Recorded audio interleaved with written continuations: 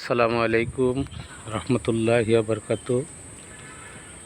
দেশ বিদেশ যে কোনো জেনেই আছেন আমার ফ্রেন্ড ফলোয়ার ভাই বোন, আসসালামু আলাইকুম রহমতুল্লাহ। আপনারা যে জায়গাটা দেখতে পাচ্ছেন, এই জায়গাটা কেমন লাগে আপনাদের কমেন্টে জানাবেন।